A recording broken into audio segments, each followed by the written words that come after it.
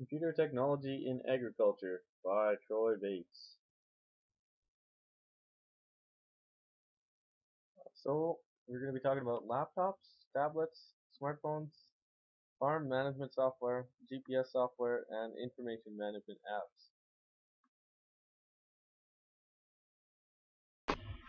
So, for laptops, we have the Acer Aspire S7 and the MacBook Pro.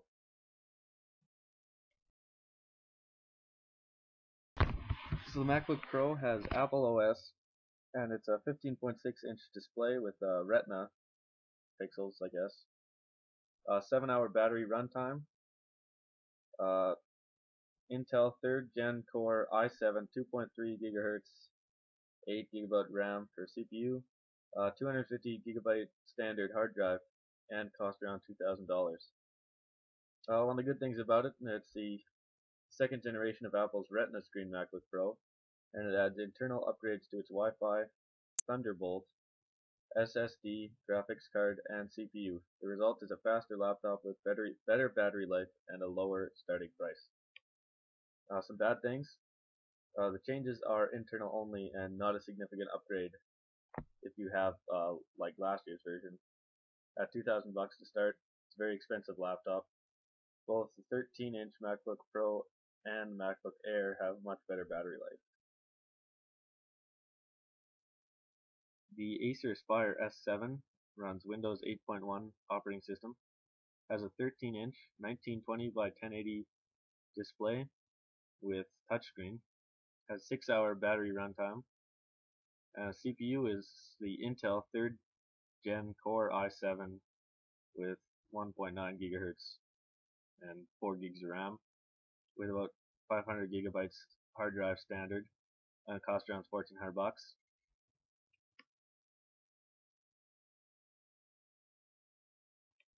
For tablets, I've chosen the Google Nexus 10 and the new iPad. For the Nexus 10, it runs Android 4.4 KitKat.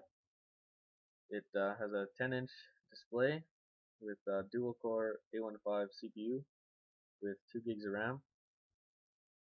Storage has about 16 gigabytes or 32 gigabytes internal storage, either or. 500-hour standby time for battery life. The camera on the back is 5 megapixels and on the front it's 1.9 megapixels. And it's for aesthetics, it's sleek black, rounded corners, and it has soft keys on the bottom. Some of the bad stuff about it. On the old one, it used to have a grippy texture on the back, which was nice for holding it. The screen colors kind of lack in accuracy, and there's no micro SD support. Android 4.4 is new, so it's kind of glitchy still yet. And but overall, if you want to get an Android tablet, this is the one to get. The Apple iPad has a 9.7 768 by 1024 Retina pixels. It's got speed dual core, 1 gigahertz Cortex A9 CPU. You can either get 16 or 32 or 64 gigabyte size storage. Up to 720 hours standby time for battery life. The back camera is a 7 megapixel camera. Aesthetics, it's nothing new. It's an iPad. It looks the same as all the other iPads. Some of the good stuff about this, it's faster than the older ones, obviously, and it has better graphics. Improved worldwide cellular compatibility makes the LTE model more appealing, and the iOS App Store remains the best app store out there with the widest selection of apps. Some of the bad stuff, it's pretty much the exact same as the last one, same size, weight, and Retina screen. It's kind of heavy to hold in one hand, and most of the older accessories won't work because it has the new adapter in the bottom instead of the old plug-in unit. But overall, this iPad had several new tweaks and improvements, and it's right up there on the top of the tablet heap. It's sort of better all around than the last one, but if you have the 3rd generation one, you don't really need to buy it. It's pretty well the same. For smartphones, I've chosen the HTC One and the iPhone 5S. The HTC One currently runs Android version 4.3 Jelly Bean with its HTC Sense, but Android 4.4 is supposed to be coming at the end of January here. It has a 4.7-inch Full HD 1080p display with a Qualcomm Snapdragon 600 quad-core 1.7 GHz CPU, and you can get 32 or 64 gigabytes of storage, and it has 2 gigs of RAM. And you can have up to 18 hours talk time for the battery life. It's got really good front speakers from Beats Audio and has HTC Boom sound. And the back camera has HTC Ultra Pixel camera, and the front is a 2.1 megapixel camera. For aesthetics, it's sleek brushed aluminum body, available in silver, black, red, blue, and white.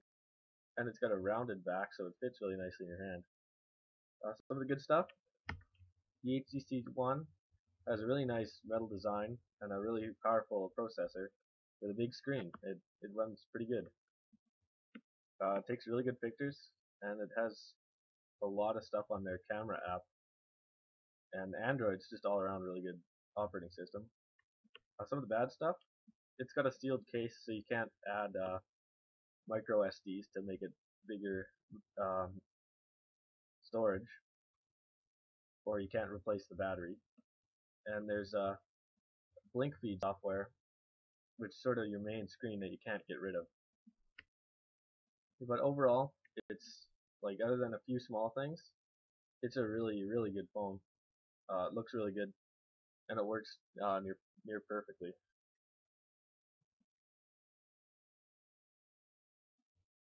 So the Apple iPhone 5S runs Apple OS, and it has a 4-inch display, and it has the Apple A7 64-bit dual-core CPU. It comes in either 16 or 32 or 64 gigabyte storage with 1.2, 1.02 gigs of RAM. It has 10 hours of talk time for the battery.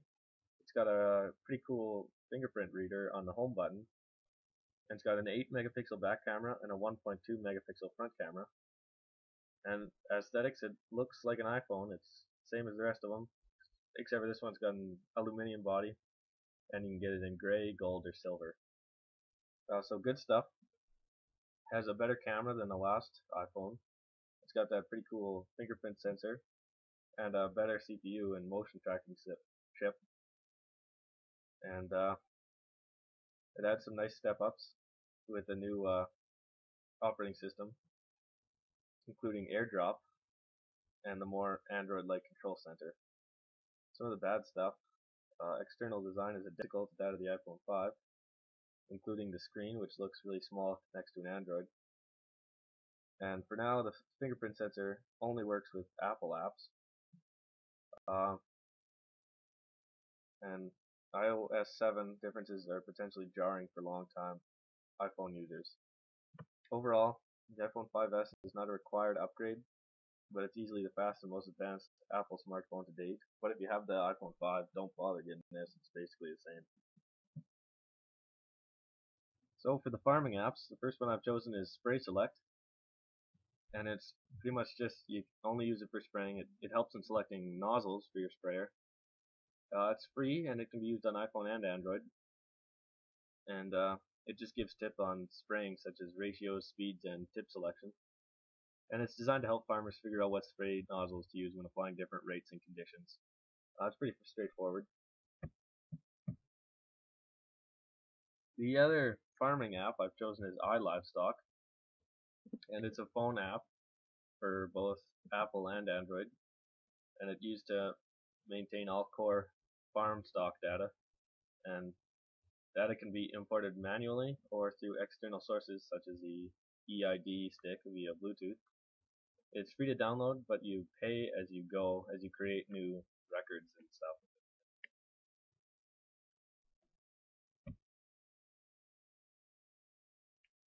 For GPS systems, the first system I've chosen is Farmer GPS software, and it's a cheaper laptop-based GPS system. It works on any Windows-based laptop, um, has minimal hardware installation, and it'd be a good choice for older tractors of farmers who do not want to spend a lot on more expensive systems. And the software itself is only 400 bucks, which is pretty good. It's good. It's good because you can sort of move it from tractor to tractor really easily. It's basically just moving a laptop from tractor to tractor. Unlike lots of the Trimble auto steer systems where the screen is bolted in place and it's a real hassle to move. This one's really easy to move back and forth, and that's handy for a lot of smaller farmers. The second GPS system I've chosen is Connected Farm by Trimble. That uses real maps and monitoring systems, and it connects the tractors and fields to the office instantaneously. It can keep track of what tractor is where, how fast they're going, if they're stopped, whole bunch or something like that. That's good for really big farms who need to keep track of a lot of tractors all at once. And they're much more expensive than normal simple GPS systems. And it does what it's called. It connects your farm, keeps track of just about everything you got going on your farm, where your tractors are, how fast they're going. Are my combines stopped? Are my farm hands slacking off? Pretty well, mostly good for really much larger farms where it may be harder to keep track of what implements are where. Like down in Australia where they do a lot of custom work, the farm manager might not want to be paying someone who's sitting in the middle of the farm taking a nap every day, and you can sort of tell what's going on, stuff like that with this app or with this system. So for information management apps, I've started with Farm at Hand, which is a nice little mobile iPad, iPhone app, and it keeps detailed lists of fields and equipment. It also has a virtual bin yard, so it keeps track of your commodities, how much you have in each bin, what it is in each bin. It's also free to download and register, and it has a bunch of tools like unit converters and calendars. And for the other information management app, I've chosen CowSense, and it has 3 levels of software: commercial, EZ75, and purebred. It's used for data entry of cattle herds, and it can be used to monitor performance, breeding, culling, and replacement selection. And it can cost from $157.50 for the EZ75 uh, to up to just about $2,000 for the multi-user version. And it's really handy software. You can buy what you need instead of having to pay for the most expensive one. It's used for monitoring cattle, and that it works. It does what it says. So here's my conclusions and choices for the hardware I've looked at earlier. For laptops, my choice would be the MacBook.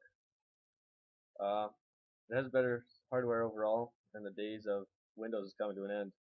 One crappy thing about Apple MacBooks is just like they're pretty similar for hardware, and they're quite a bit more expensive most of the time. But still, for choice here, I'd choose a MacBook. I think it's a better product. For tablets, my choice is the Google Nexus 10, just because I really like Android operating system. It works really well. And the iPads it's nothing new with an iPad. It's just another iPad. Other than it has the Retina screen, which is nice, and the OS upgrade, which basically just makes everything more Androidy, which you might as well just buy an Android then. For smartphones, my choice is the HTC One. It has a bigger screen, louder speakers, and it's Android again, which I like a lot more. And I have one of these HTC Ones. It works really good. I like it a lot. And the rest aren't really comparisons, so they speak for themselves. All a lot of handy apps. I'd get all of them, I guess, if I could. Thank you very much for watching this. Have a good day.